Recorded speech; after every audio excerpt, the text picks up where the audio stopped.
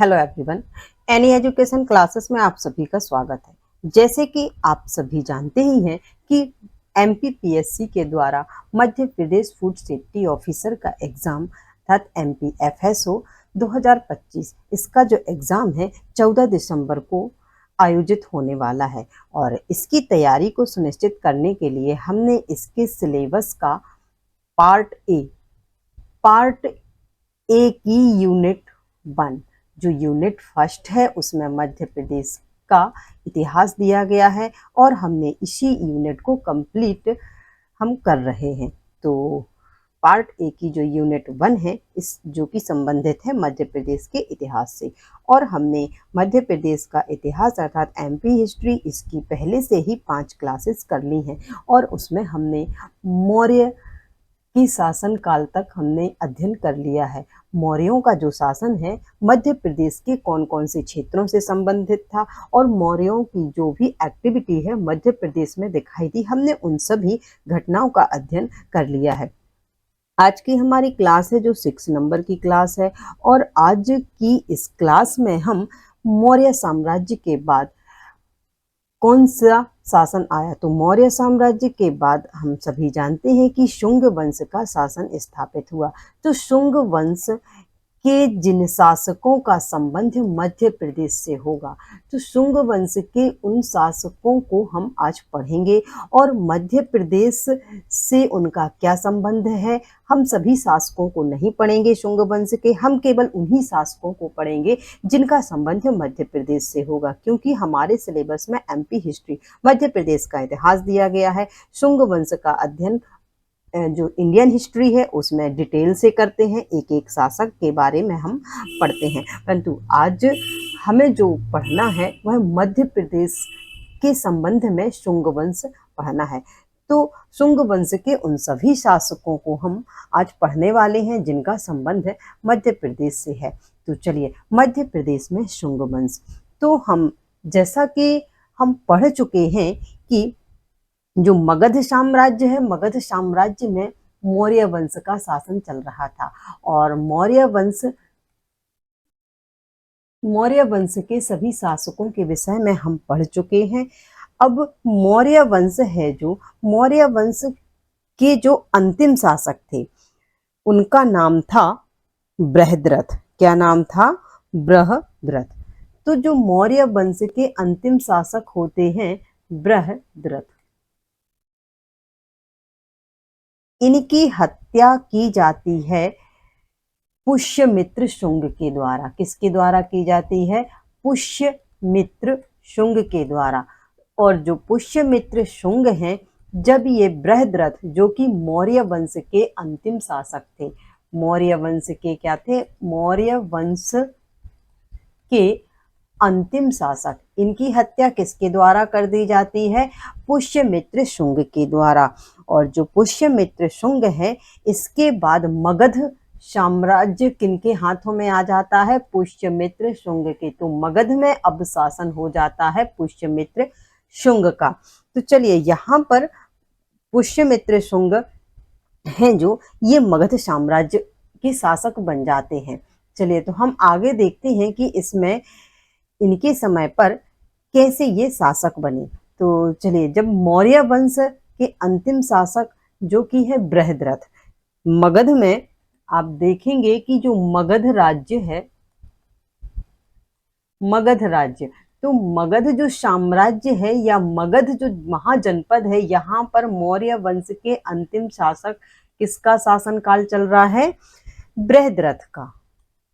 बृहद्रथ। तो जब बृहद्रथ का शासन मगध साम्राज्य में था, उस समय होता है यूनानी आक्रमण। क्या होता है? मगध साम्राज्य पर यूनानियों का क्या होता है? आक्रमण। यूनानियों का आक्रमण होता है मगध साम्राज्य पर। तो यूनानी जो लोग हैं, यूनानी, वो कहाँ आक्रमण कर देते हैं? मगध राज्य पर। तो इस समय पर जो यूनानी जो लोग थे, इन्होंने क्या किया कि जो यहाँ पर मगध साम्राज्य में जो बौद्ध भिक्षु रह रहे थे, कौन रह रहे थे? बौद्ध भिक्षु, ये हैं जो बौद्ध भिक्षुओं ने क्या किया कि इन्होंने बौद्ध भिक्षुओं ने यूनानियों को शरण दी। बौद्ध भिक्षुओं ने यूनानियों को शरण दी, यूनानियों को शरण दे करके इन्होंने इनकी सहायता की। तो बौद्ध भिक्षु हैं जो इन्होंने यूनानियों को क्या शरण दे करके किसकी सहायता की? यूनानियों की सहायता की, और यूनानियों ने आक्रमण किया था मगध राज्य पर। इससे क्या हुआ, इस समय पर जो बृहद्रथ हैं इनके सेनापति थे जिनका नाम था पुष्यमित्र शुंग।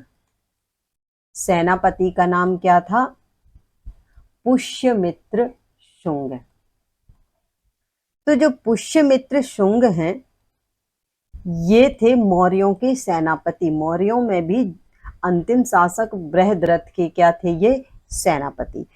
अब जब यूनानी आक्रमण मगध राज्य पर होता है तो जो बृहद्रथ हैं ये अपनी प्रजा की और अपने राज्य की रक्षा करने में होते हैं असमर्थ। क्या होते हैं? असमर्थ। तो इस प्रकार की स्थिति जब पुष्यमित्र शुंग ने देखी तो पुष्यमित्र शुंग बृहद्रथ की हत्या कर देते हैं। क्या कर देते हैं? बृहद्रथ की हत्या। इनके अनुसार हमें ऐसी जानकारी मिलती है कि पुष्यमित्र शुंग बृहद्रथ की हत्या कर देते हैं क्योंकि ये मगध राज्य की स्थिति संभालने में, यूनानियों के आक्रमण का सामना करने में ये असमर्थ थे। तो पुष्यमित्र शुंग बृहद्रथ की हत्या कर देते हैं और हत्या करके मगध साम्राज्य के शासक बन जाते हैं पुष्यमित्र शुंग। तो इस प्रकार से पुष्यमित्र शुंग ने शुंग वंश की स्थापना की। किसकी स्थापना की? शुंग वंश की। तो इस प्रकार से हम देखेंगे कि मौर्यों के बाद जो मगध साम्राज्य है वहां पर किसने शासन किया? शुंगों ने।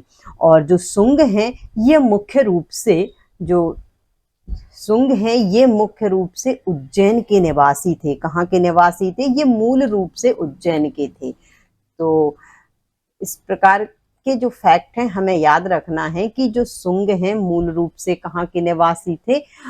उज्जैन के। तो अब हम देखेंगे कि शुंग वंश,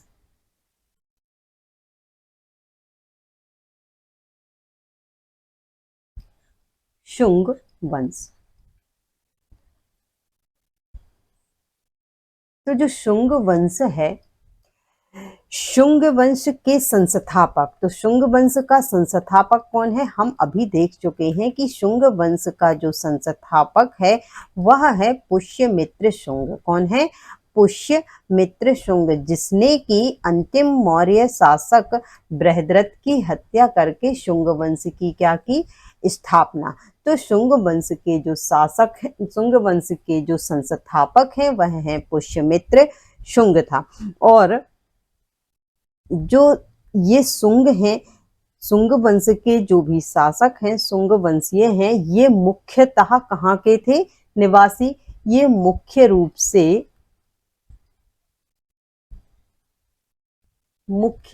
से ये मूलतः, या फिर हम बोल सकते हैं कि ये मूलतः उज्जैन के निवासी थे। कहाँ के थे शुंग? उज्जैन के निवासी। तो इस प्रकार से हमें ये याद रखना है, ये मुख्य रूप से उज्जैन के निवासी थे। और हम ये देख ही चुके हैं कि पुष्यमित्र शुंग किस प्रकार से शासक बना और किस प्रकार से शुंग वंश की स्थापना की। और इन्हें जो शुंग वंशीय शासक हैं इन्हें ब्राह्मण वंश का संस्थापक भी कहते हैं। क्या कहते हैं इन्हें? ब्राह्मण। शुंग वंश को ब्राह्मण वंश भी कहा जाता है। तो इस प्रकार कहा जाता है कि ये ब्राह्मण वंश के भी संस्थापक हैं। शुंग वंश, ब्राह्मण वंश के भी ये क्या हैं? संस्थापक हैं, शुंग वंशीय शासक। और जो पुष्यमित्र शुंग हैं, चलिए अब हम पुष्यमित्र शुंग की बात करें।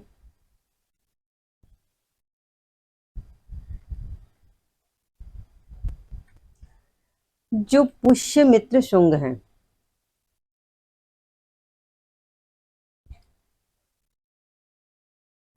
पुष्यमित्र शुंग। तो पुष्यमित्र शुंग हैं जो इनके समय पर जो राजधानी हुआ करती थी, इनके समय पर राजधानी पाटलिपुत्र ही थी। राजधानी क्या थी? पाटलिपुत्र। पुष्यमित्र शुंग के समय राजधानी पाटलिपुत्र थी, परंतु जो विदिशा है, विदिशा को इन्होंने अपनी द्वितीय राजधानी बनाया था। तो इनकी जो द्वितीय राजधानी थी वो क्या थी? विदिशा। तो इस प्रकार से इनका संबंध मध्य प्रदेश क्षेत्र से तो है ही। द्वितीय जो राजधानी है इन्होंने किसे बनाया था? पुष्यमित्र शुंग ने जो द्वितीय राजधानी है वो विदिशा को बनाया था। तो इस प्रकार से ये क्वेश्चन इम्पॉर्टेंट बन जाता है कि पुष्यमित्र, अभी तक सभी की राजधानी पाटलिपुत्र ही रही है, परंतु विदिशा यहाँ से क्या द्वितीय राजधानी बन गई है शुंग वंश की। चलिए आगे हम देखेंगे कि जो पुष्यमित्र शुंग हैं, पुष्यमित्र शुंग, इन्होंने, इनके कुछ हम कार्य देखेंगे कि पुष्यमित्र शुंग हैं। राजधानी तो हमने देख ही ली कि इनके समय पर जो राजधानी है वह क्या है? पाटलिपुत्र, और द्वितीय राजधानी है जो वो विदिशा है। इन्होंने, इनका मुख्य काम हमें याद रखना है कि इन्होंने सांची स्तूप, जो कि हमने पिछले चैप्टर में पढ़ा था, सांची स्तूप, सांची स्तूप की जो रेलिंग है उसकी इन्होंने पहले तो सांची स्तूप की मरम्मत करवाई। सांची स्तूप की मरम्मत किन्होंने करवाई? पुष्यमित्र शुंग ने। और उसमें रेलिंग का भी निर्माण करवाया, मरम्मत करवाई, मरम्मत और रेलिंग का क्या किया? निर्माण करवाया। किसने? पुष्यमित्र शुंग ने। तो ये हमें याद रखना है कि पुष्यमित्र शुंग ने सांची स्तूप, जो कि कहाँ पर है? रायसेन जिले में सांची स्तूप, सांची स्तूप की मरम्मत करवाई और उसमें रेलिंग का भी निर्माण करवाया। और पुष्यमित्र शुंग ने इसके साथ ही भरहुत स्तूप, जो कि सतना में है, भरहुत, जो भरहुत स्तूप है कहाँ पर है? ये सतना में। तो भरहुत स्तूप की मरम्मत करवाई इन्होंने, भरहुत स्तूप की मरम्मत, और इसी के साथ ही उसके तोरण का भी निर्माण करवाया। तोरण, जो कि हमने पिछले चैप्टर में देखा था कि इनमें जो बड़े बड़े गेट लगे होते हैं उन्हें तोरण द्वार कहा जाता है। तो पुष्यमित्र शुंग ने भरहुत स्तूप की मरम्मत करवाई और तोरण का निर्माण भी करवाया। तो इस प्रकार से ये हमें जो याद रखने होंगे पुष्यमित्र शुंग के कार्य, जो कि मध्य प्रदेश से संबंधित हैं। और पुष्यमित्र शुंग ने अश्वमेध यज्ञ करवाए थे, और इनके जो पुरोहित थे इन्होंने क्या करवाए? अश्वमेध यज्ञ करवाए। अश्वमेध यज्ञ पुष्यमित्र शुंग के द्वारा करवाए गए, और इनके जो पुरोहित थे वो पतंजलि थे। अश्वमेध यज्ञ करवाए और इनके पुरोहित कौन थे? पतंजलि। इसके बाद हम देखेंगे कि इनके समय पर, किनके समय पर? पुष्यमित्र शुंग के समय भाषा, संस्कृत भाषा का उत्थान भी हुआ है। संस्कृत भाषा का क्या हुआ है? संस्कृत भाषा का उत्थान हुआ है। और संस्कृत भाषा का उत्थान होने से ही इसी समय पर जो कानून की सबसे प्राचीन पुस्तक है, जिसे कि हम कहते हैं मनुस्मृति, तो मनुस्मृति की जो रचना हुई वो इन्हीं के समय पर हुई।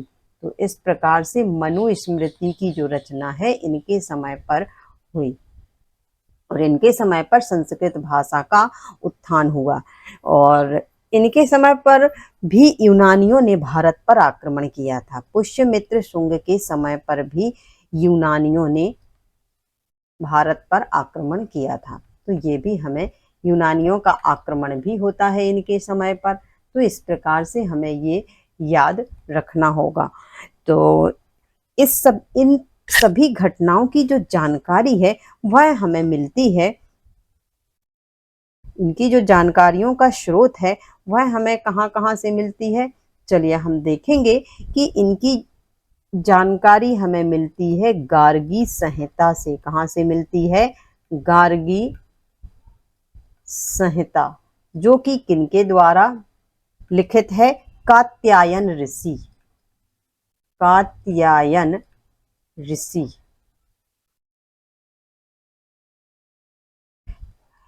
और महाभाष्य जो किसके द्वारा लिखा गया है? महाभाष्य जो ग्रंथ है यह लिखा गया है पतंजलि के द्वारा। किसके द्वारा? पतंजलि। तो इस प्रकार से ये जो शुंग वंश के ये स्रोत हैं जिनसे हमें जानकारी प्राप्त होती है। और हमें मालविकाग्नि मित्रम, जो कि कालिदास के द्वारा रचित ग्रंथ है, माल विकाग्नि मित्रम, जिसमें कि शुंग वंश के अगले शासक अग्निमित्र की घटनाओं का, उनसे जुड़ी हुई सभी घटनाओं की जानकारी हमें मालविकाग्नि मित्रम से मिलती है। ये लिखा गया है कालिदास जी के द्वारा। इस प्रकार से पुष्यमित्र शुंग के विषय में हमें इतनी जानकारियां अवश्य ही याद रखनी है कि पुष्यमित्र शुंग ने सांची स्तूप की मरम्मत करवाई और इसी स्तूप में रेलिंग का निर्माण करवाया। भरहुत स्तूप की भी मरम्मत करवाई और इसके तोरण द्वार का निर्माण करवाया।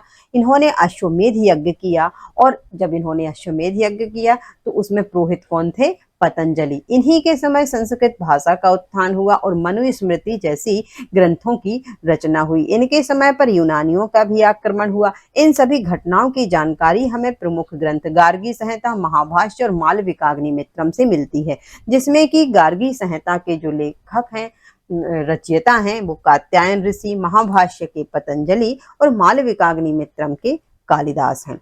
चलिए इसके बाद हम देखेंगे कि इसमें जो अगले शासक आते हैं उनका नाम है अग्निमित्र। क्या नाम है? अग्निमित्र। तो अग्निमित्र हैं जो, वो पुष्यमित्र शुंग, पुष्यमित्र शुंग के पुत्र अग्निमित्र कौन है? पुष्यमित्र शुंग के ही पुत्र हैं और उत्तराधिकारी। पुष्यमित्र शुंग के पुत्र व उत्तराधिकारी हैं अग्निमित्र। इसके बाद हम देखेंगे कि जो अग्निमित्र हैं, इनके समय पर जो राजधानी है, हमने देखा कि पुष्यमित्र शुंग के समय राजधानी तो पाटलिपुत्र थी, परंतु द्वितीय राजधानी उन्होंने विदिशा को बनाया था।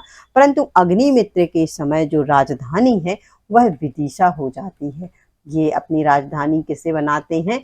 विदिशा को, जिसे कि हम वेशनगर के नाम से भी जानते हैं और भेलसा आदि नामों से हम विदिशा को जानते हैं।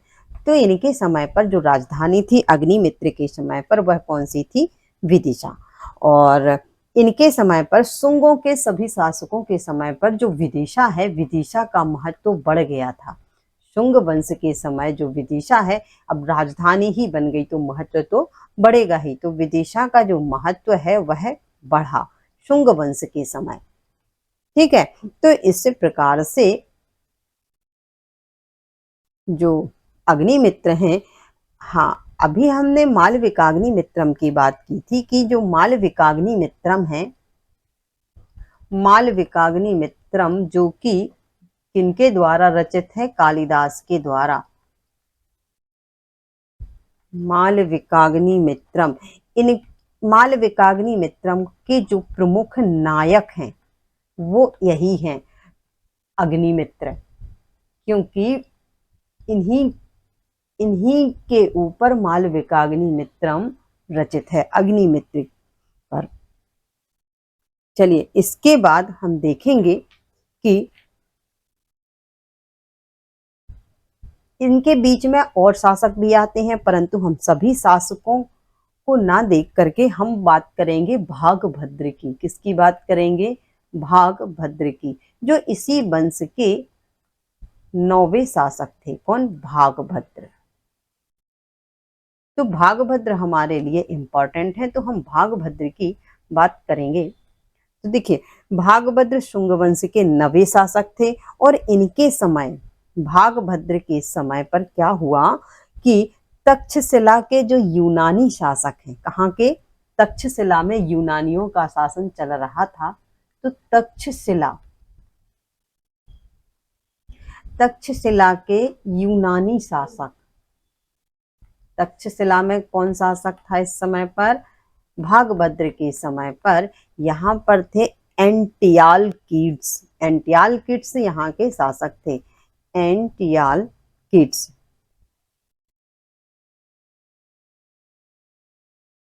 तो ये जो शासक हैं तक्षशिला में थे। तक्षशिला में इस समय पर यूनानियों का शासन था, तो वहां पर शासक थे एंटियालकीड्स। और इन्होंने एक राजदूत को भेजा विदिशा में, और उस राजदूत का नाम था हेलियोडोरस। क्या नाम था? हेलियोडोरस। तो ये हमें याद रखना है। कभी कभार हेलियोडोरस से संबंधित प्रश्न आता है कि हेलियोडोरस किसके राजदूत थे। तो हेलियोडोरस हैं जो तक्षशिला के यूनानी शासक एंटियालकीड्स के क्या थे? राजदूत। और इनके समय पर क्या होता है कि एंटियालकीड्स हैं जो हेलियोडोरस को भेजते हैं विदिशा। कहाँ भेजते हैं? विदिशा। और विदिशा में इस समय पर जो शासन है वह किसका है? भागभद्र का। तो भागभद्र अभी का शासन है विदिशा में, जो कि किस वंश के शासक हैं? शुंग वंश के। ये हम भागभद्र के विषय में ही पढ़ रहे हैं। तो भागभद्र किस वंश के शासक हैं? शुंग वंश के। और हेलियोडोरस किसके राजदूत हैं? एंटियालकीड्स के। तो एंटियालकीड्स ने भागभद्र को भेजा है विदिशा। एंटियालकीड्स ने हेलियोडोरस को कहाँ भेजा है? राजदूत बना करके विदिशा। तो हेलियोडोरस राजदूत बनकर आते हैं विदिशा में। और यहाँ पर हेलियोडोरस ने भागवत धर्म को स्वीकार कर लिया था। किसे स्वीकार कर लिया था? भागवत धर्म को स्वीकार कर लिया था। किसने? हेलियोडोरस ने। जब हेलियोडोरस विदिशा आ जाता है तो हेलियोडोरस भागवत धर्म से बहुत ही ज्यादा प्रभावित हुआ और कौन सा धर्म? भागवत धर्म को स्वीकार कर लिया। भागवत धर्म स्वीकार किया किसने? हेलियोडोरस ने, जो कि एंटियालकीड्स के राजदूत हैं और विदिशा आए हैं। तो विदिशा में इन्होंने क्या? भागवत धर्म को स्वीकार कर लिया। और यहाँ पर कहाँ पर? विदिशा में इन्होंने एक स्तंभ लेख का निर्माण करवाया, और उस स्तंभ लेख को कहा जाता है गरुण स्तंभ लेख। क्या कहा जाता है? गरुण स्तंभ लेख। तो इस प्रकार से हेलियोडोरस ने गरुण स्तंभ लेख का निर्माण करवाया। कहाँ पर? विदिशा में। तो इस प्रकार से गरुण स्तंभ लेख से संबंधित प्रश्न भी आता है कि गरुण स्तंभ लेख किस धर्म से संबंधित है? भागवत धर्म से। इसका निर्माण किसने करवाया? हेलियोडोरस ने। हेलियोडोरस किसके राजदूत हैं? तो एंटियालकीड्स का। और किसके समय पर गरुण स्तंभ लेख का निर्माण करवाया गया? तो शुंग शासक भागभद्र के समय पर, जिसे कि स्थानीय लोग, वहां के जो स्थानीय निवासी हैं, वो खंबा बाबा लेख के नाम से भी जानते हैं। खंबा बाबा, खंबा बाबा कहते हैं गरुण स्तंभ को स्थानीय लोग। तो इस प्रकार से ये भी हमें याद रखना है। और यह है जो भागवत धर्म का प्राचीनतम अभिलेख है। गरुण स्तंभ लेख है जो भागवत धर्म का प्राचीनतम लेख है। भागवत धर्म का प्राचीनतम लेख है।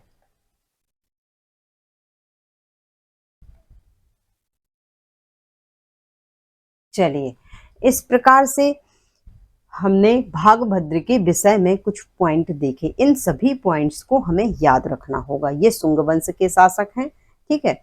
इसके बाद है देवभूति। तो जो देवभूति है ये शुंग वंश के अंतिम शासक हैं।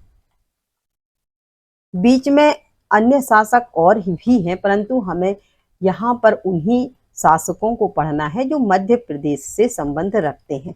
तो देवभूति हैं जो शुंग वंश के क्या हैं, अंतिम शासक हैं।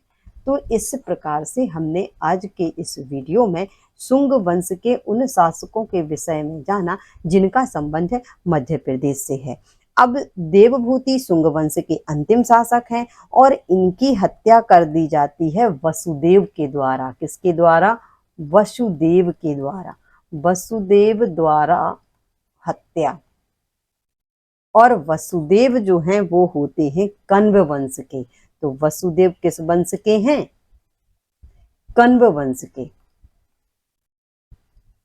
तो इस प्रकार से शुंग शासक देवभूति की हत्या कर दी जाती है वसुदेव के द्वारा, और वसुदेव हैं जो शुंग वंश की स्थापना करते हैं। ठीक है। अब जो शुंग वंश नहीं, कण्व वंश की स्थापना करते हैं।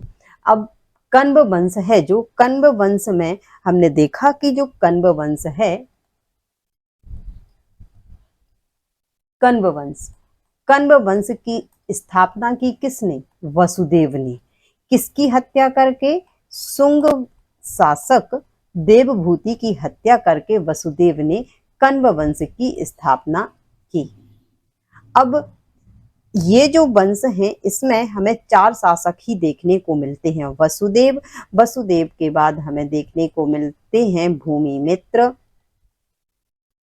भूमिमित्र के बाद हमें देखने को मिलते हैं नारायण। नारायण के बाद हमें देखने को मिलते हैं सुशर्मा। और ये जो सुशर्मा है ये अंतिम कण्व शासक हैं। ये कौन है? अंतिम कण्व शासक। ठीक है। अब इसमें जो कण्व वंश है इसका शासन काल, इन्होंने 43 वर्षों तक शासन किया। कितने वर्षों तक?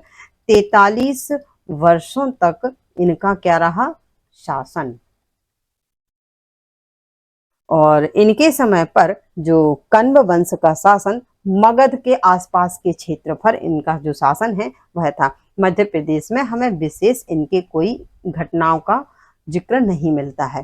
तो इस प्रकार से हमने आज के इस वीडियो में देखिए जो शुंग वंश है उनके सभी शासकों के विषय में जाना जिनकी घटनाओं का संबंध मध्य प्रदेश से था। हमने कुछ ऐसे शासक जिनका संबंध मध्य प्रदेश से नहीं था उनको नहीं पढ़ा है, क्योंकि उनको हम इंडियन हिस्ट्री में पढ़ते हैं और हमें यहाँ पर मध्य प्रदेश के इतिहास का अध्ययन करना है। तो इस प्रकार से हमने शुंग शासकों के विषय में पढ़ा। कण्व शासक हमने इसकी एक ब्रीफ हिस्ट्री परिचय लिया, क्योंकि बीच में कण्व शासन आता है तो हम इसको पढ़ लिया, परंतु मध्य प्रदेश में हमें इनकी कोई विशेष एक्टिविटी दिखाई नहीं देती है।